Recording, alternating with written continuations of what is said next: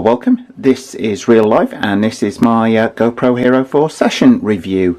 This is the new smaller camera from GoPro. It's also a much smaller price tag, just $199 for this camera.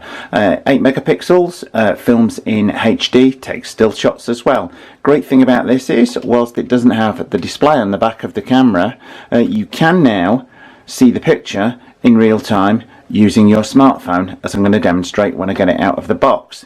Comes with everything you need included in the package, as I'll show you in just 1 second, except for a micro SIM card.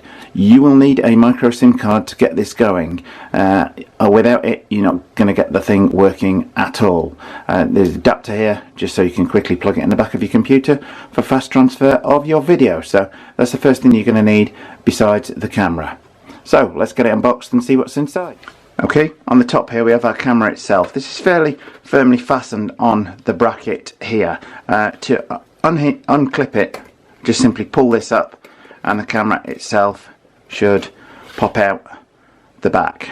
So, a little eyeball in the front there. Very simple in operation, just has the one button for selecting functions on the top and the power on and off button, which is also used to aid in selecting functions, along with this little display. The SD card simply fits in this slot in the side, and above that you'll see a micro USB lead, which I'm guessing is in the box. So let's open the box and see what we've got in there. Okay, well, first things first, as I said, this is very firmly fastened on here.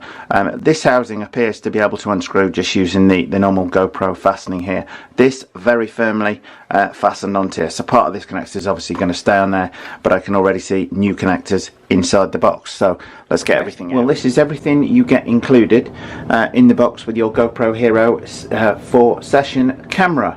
We've got a micro USB lead, the camera itself, the cage it sits in.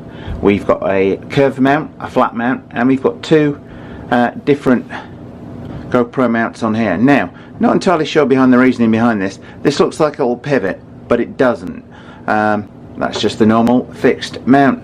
Two little clips here, need to investigate, as I've not used a GoPro before. We've got our stickers. We have some sort of safety information in here, just detailing the product use, EU regs, etc. I guess. We have our quick start guide, and as I say, we need the micro SD card, which you will need to buy separately. You will need to remove this cage and the fixing screw from the box, but that gives you a spare cage anyway, so you've got two cages there. So I'm just going to put the micro SD card in, and let's get it turned on. Well, it's all charged up and ready to go. The one thing I would say before I set it up is you don't want to put it in the cage straight away when you're doing any settings, because this is the button that you use to control the settings on the camera. You will notice on the cage, therefore, that sits behind here. So you don't want to put it in the cage while you're setting it up. Okay. One issue I have with this, I've tried it a few times off of camera, is the turning on and off seems to be a slight issue here. It refers in the instructions on the quick start, when it's charged you've got your micro USB in, just to pressing this red button to get going. I've been doing that and it just keeps beeping, beeping, beeping, nothing seems to happen at all. Then it seems if you press this button first, which is the settings button, then this seems to fire the thing on. Not particularly clear in the instructions on the on-off thing. That's my only gripe with it from the outset. What I have now found is once you have pressed this on, if you just one press on here, see? There we go. Now it is recording just with the one touch on there. And one touch, turn it off again. Okay? Now, I was telling you it's finished. You can operate the menu. This button controls the menu on the top here, and you can scan through the various settings. When you're in, if you want to change the settings, you then press this button, and then enables you to change the video settings, etc. I'm not going to go through all the details on that, as I'm sure you're more interested in seeing how the thing, scanning through there. On there, but I'm quite happy with what it is. So it's now scanned on to done, so I'm going to press that, and then we're back to our menu. So quite easy, and all I'm doing to set this is just pressing this button here. You've got the app and RC, remote control. This stands for new, exit, and if you press the red button then it exits and gives you the opportunity to power down. But I'm going to carry on scanning through. What you want to do when you first connect it up, you want to first connect it to your phone, is you scan through to this setting and you then press this button, at which point it will generate a 4-digit code which you then need to put in on the app on your phone. So let's have a look at the app on the phone as to how we go about doing that. Well, to be able to view and control the camera via your phone, be it Android or iPhone, you need to download the GoPro app, which I've done already to save time. Just going to fire this up. Okay, connect your camera. When you first do this, it will ask, is this the first time you've connected the camera, yes or no? If you hit yes, it will then ask you to scan through to the app and RC settings on here, and then you use the select button on there, and it will then put this into pairing mode and generate a 4-digit code on this display. You then type that 4-digit code in on here. Now unfortunately I already did that once before filming it, so it won't let me film it again. It will not generate that if you don't have the micro SD card in. Essential to get it to work. Okay, scanning through the settings on here. I'm going to go app and RC, press select. You'll see the little Wi-Fi symbol now appearing. That is now firing up the Wi-Fi on there. So now I'm going to go back to settings in my phone, and the network here, I've called it Drifter Maniacs after my channel. So I'm going to select that. That will then pair with that.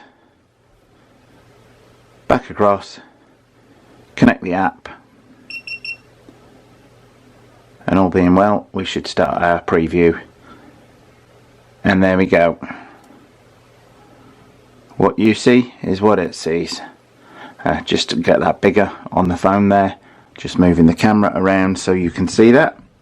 So there we are, off and running. Well, the great thing about being able to view this remotely is if you have it I'm going to set this recording so you can see here. Now it is recording just with the one touch on there. That's now recording. If you have it on a headcam mount, you can see exactly where it is. If you've got it on the top of your helmet, you can see what you're viewing through your phone. No more trial and error with the old little screen on the back of the thing. What you see is what you get. Well, hopefully that came out on the final cut of the video. Okay. Well, okay. In the sidebar of the camera here, you will see this little icon here, which you click on with the camera, and you can flick through video. You can switch it to single shots. You can time lapse, burst. On here, you've got a little toolbox here, which pulls up a whole series of different settings for the camera, everything from what HD footage you want to shoot in, frames per second, etc. Not going to go into that in any detail, as I'm sure you'll play with that on your own if you get a GoPro Hero 4 session camera. This little button here with the little squares on there pulls up all of your existing videos that you've taken. It's just taking a little while to update, and you can see the different images coming up here that I've taken on footage while been practicing with it, and you can play these. Not only that, you can, once you go on select here, you can say if I select that first one, the little delete icon appears here, so you can send that to the trash if you want. You don't need to take the SIM card out to delete them. You can delete them remotely, which I think is a fantastic feature. If you've ever fiddled around with a camera with a micro SD card, you will know how good the benefit of that is. So that is my initial review of the camera. Now I'm going to go and put it in its mount, and I've got a little headcam mount for it here, which is something you buy with a GoPro head strap. But it comes with this very handy baseball cap strap. So you put a baseball cap on backwards, and this just clips in with the camera on the front of your head. Ideal, very fast to put in place, and far less geeky looking than walking around with a whole GoPro strap attached to your head. So I'm going to put that on and walk around and take some footage with it, and you can see what it can do. With the headcam mount on, you can just move around at will.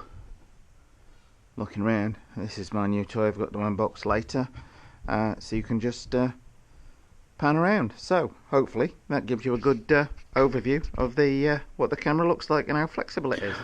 Okay, should you buy a GoPro Hero 4 session camera? Well, at this price point of $199, it is a very attractive proposition indeed. The one-touch button thing is not without its difficulties. As I said, turning it on and off can seem to have a life of its own. That is my main issue with it. In terms of the app, being able to control the camera remotely and all of the settings that you can conjure up, etc., I think it just really transforms the GoPro experience for me. I've not used one of the older ones, but I've had experience with friends that have had them. This really changes the game in terms of usability. You don't have the screen on the back anymore, but then who needs it when you've got the real view from the camera that you can show on your phone, so that you're not getting pictures of the sky anymore when you were thinking you were filming pictures of the surf. So overall, I would highly recommend the GoPro Session 4. Really looking forwards to using it this summer. Well, I hope you liked this video, and if you did, then please do like and subscribe. Many thanks for watching.